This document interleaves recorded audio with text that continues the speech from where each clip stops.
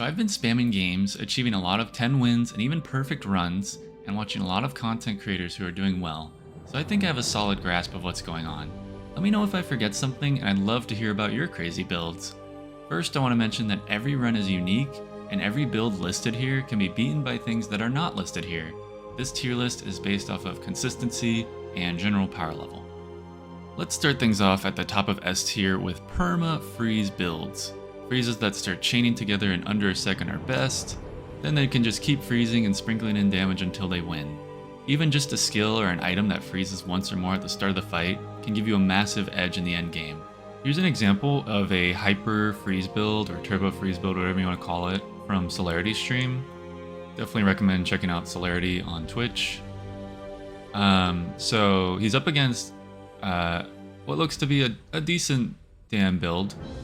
And what's going to happen here is this ice cream truck, as well as this skill down here. I believe this is the skill that freezes the first 10 times the rightmost item is used. I might be wrong, but it's a freezing skill, and we're going to see that even though this dam would normally proc pretty quickly, this is all going to get frozen.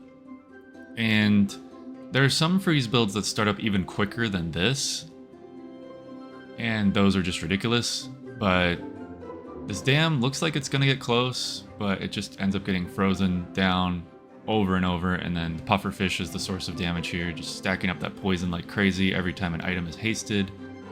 And there's a lot of items getting hasted on Celerity's side. And that's the permafreeze build. There are a lot of variations of permafreeze that you can do. You don't need specifically ice cream truck, just keep an eye out for ways to chain freeze your opponent's board.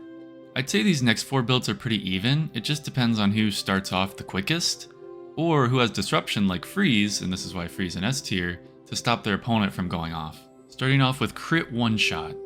The best form of this is 100% crit throwing knives with the skill that reloads whenever you crit. Just play throwing knives as the only reload weapon and it will do infinite damage when it goes off.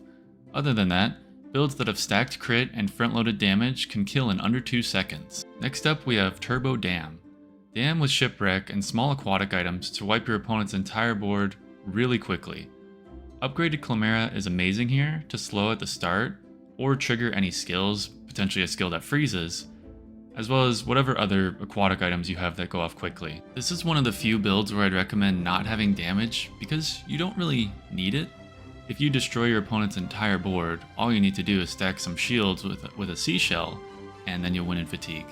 Now for the infamous skyscraper. There's a bug with these properties causing them to do insane amounts of damage. Even without the bug, they'd still be really strong. You want the cooldown to be as low as possible on the skyscraper. I've seen Kripp get it down to 0.7 seconds, and this is why it's so important to have start a fight disruption like Chimera to beat OP builds. So next we've got Dino Destroy builds. In combination with Robotic Factory, these builds can be insane. I've also brought Shipwreck up here. I meant to put it next to Dam just to show off that they really want to go together in order to be as powerful as possible. But Dino does a similar thing. It gets multicast and it destroys the opponent's entire board, or a lot of things if you use one of the smaller dinos. I haven't seen as many of these dino builds because Dooley isn't very popular right now, but I'm still putting it in A out of respect. Now moving down to B tier. Next up we'll have Shipwreck Flex. Shipwreck makes Dam really insane, but it can also just make general aquatic boards insane. Same thing with Robotic Factory, but I think Shipwreck is a little more consistent. I could definitely be wrong. Like I said, I just haven't seen as much Dooley or Robotic Factory Flex. And what I mean by flex is there's just a lot of different boards you could have set up where either of these things slot in and they power everything up a lot. You just can play a variety of things with these items, and these items will push them to the limit. I have Kripp's ridiculous Beast of Burden here that does 13,500 damage every 4.8 seconds. But this represents any stackable weapon that can one-shot or kill super quick. I put this in B tier because these are usually less consistent and slower cooldown than the A tier one-shot builds that I mentioned. And finally, we have super stacking shields.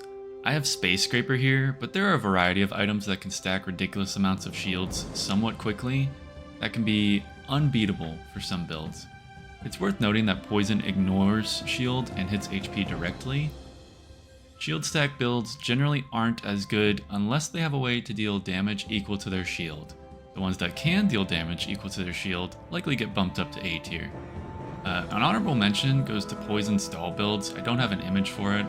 I had to manually put all these images in because I don't think there's an image list anywhere of all the items. Please let me know if there is. But yeah, poison stall builds I've seen do very well. I just don't see them get to 10 wins as much as the stuff I've listed here. Once again, I've made this tier list based off of consistency and general power level. I wouldn't recommend forcing builds because that's boring and you can miss. You can just miss the key piece that you need. There are plenty of ways you can beat these builds with things that aren't listed here. Let me know if you've cooked up any insane builds or seen something crazy. Ideally, this game will evolve to not have any meta, just a lot of nuanced builds depending on the options players were presented over the course of a run. That's what's really exciting to me about it. Even in the current iteration where there's some broken builds and some bugs, it's still been a great experience. Thanks for watching.